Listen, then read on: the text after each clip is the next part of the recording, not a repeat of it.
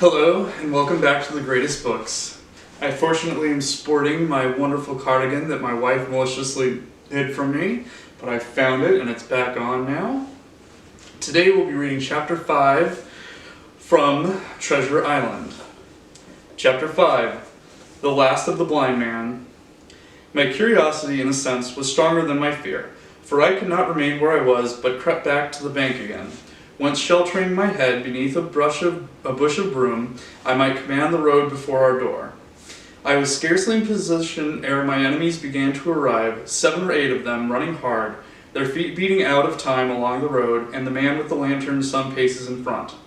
3 men ran together hand in hand, and I made out, even through the mist, that the middle man of this trio was the blind beggar. The next moment his voice showed me that I was right. "Down with the door," he cried.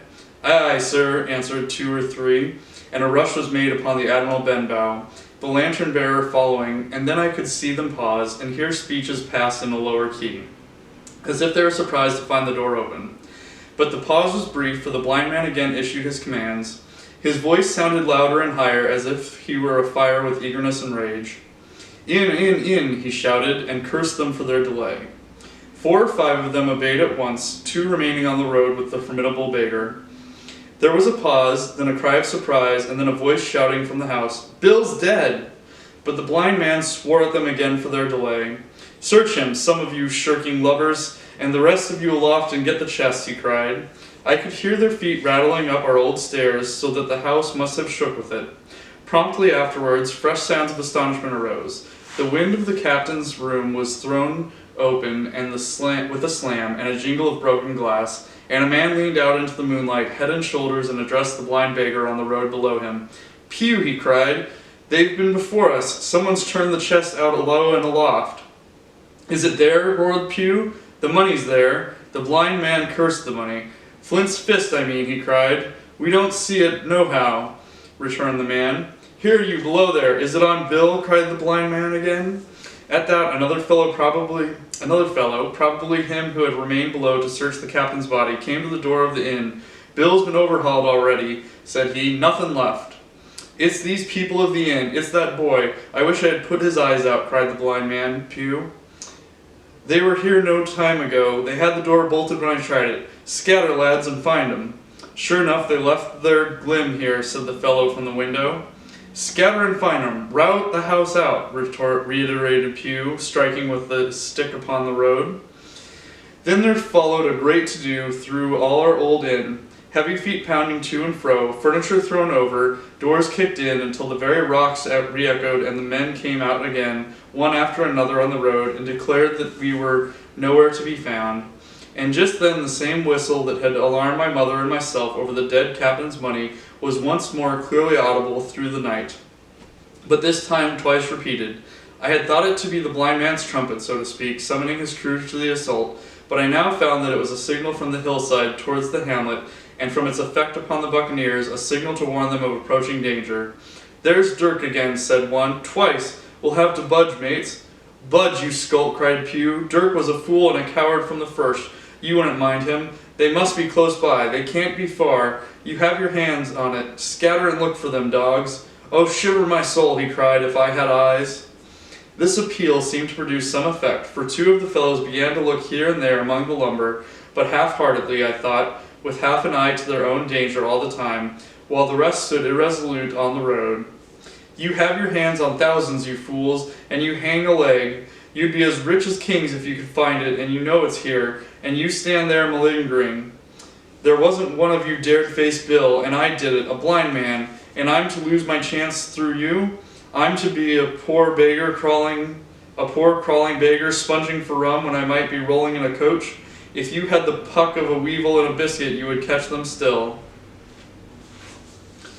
"Hang it, Pew, we've got the doubloons," grumbled one. "They might have hid the blessed thing," said another. "Take the Georges, Pew, and don't stand here squalling." Squalling was the word for it. Pew's anger rose so high at these objections, till at last, his passion completely taking the upper hand, he struck at them right and left in his blindness, and his stick sounded heavily on more than one. These in their turn cursed back at the blind miscreant, threatened him in horrid terms, and tried in vain to catch the stick and wrest it from his grasp. This quarrel was the saving of us for while it was still raging, another sound came from the top of the hill on the side of the hamlet, the tramp of horses galloping. Almost at the same time, a pistol shot flash and report came from the hedge side, and that was plainly the last signal of danger, for the buccaneers turned at once and ran, separating in every direction, one seaward along the cove, one slant across the hill, and so on, so that in half a minute not a sign of them remained but Pew. Him they had deserted, whether in sheer panic or out of revenge for his ill words and blows, I know not. But there he remained behind, tapping up and down the road in a frenzy, and groping and calling for his comrades. Finally he took the wrong turn and ran a few steps past me towards the hamlet, crying, "Johnny, Black Dog, Dirt," and other names. "You won't leave old Pew, mates, not old Pew." Just then the noise of horses topped the rise, and 4 or 5 riders came in sight of the moonlight and swept in full gallop down the slope. At this, Pew saw his error, turned with a scream, and ran straight for the ditch into which he rolled. But he was on his feet again in a second, and made another dash, now utterly bewildered, right under the nearest of the coming horses. The rider tried to save him, but in vain. Down went Pew with a cry that rang high into the night, and the 4 hoofs trampled and spurned him and passed by. He fell on his side, then gently collapsed upon his face and moved no more. I leapt to my feet and hailed the riders. They were pulling up at any rate, horrified at the accident, and I soon saw what they were. One tailing out behind the rest was a lad that had gone from the hamlet to Dr. Livesey's. The rest were revenue officers whom he had met by the way and with whom he had had the intelligence to return at once.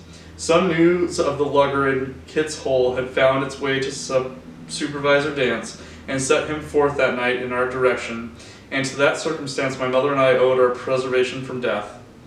Pew was dead, stone dead. As for my mother, when we had carried her up to the hamlet, a little cold water and salts, and that soon brought her back again. And she was none the worse for her terror, though she still continued to deplore the balance of the money. In the meantime, the supervisor rode on as fast as he could to Kit's Hole, but his men had to dismount and grope down the dingle, leading and sometimes supporting their horses, and in continual fear of ambushes. So it was no great matter of surprise that when they got down to the hole, the lugger was already under way, though still close in.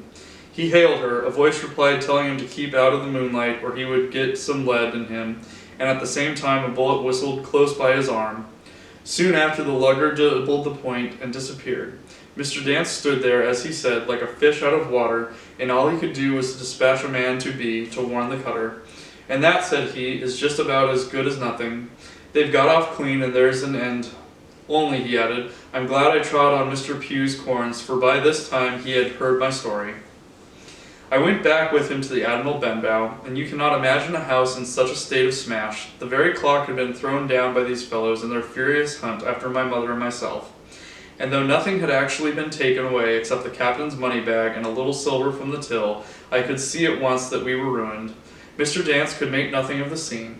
They got the money, you say. Well then, Hawkins, what in fortune were they after? More money, I suppose? No, sir, not money, I think, replied I. In fact, sir, I believe I have the thing in my breast pocket, and to tell you the truth, I should like to get it put in safety. To be sure, boy, quite right, said he. I'll take it if you like. I thought perhaps Dr. Livesey, I began. Perfectly right, he interrupted very cheerily. Perfectly right, a gentleman and a magistrate.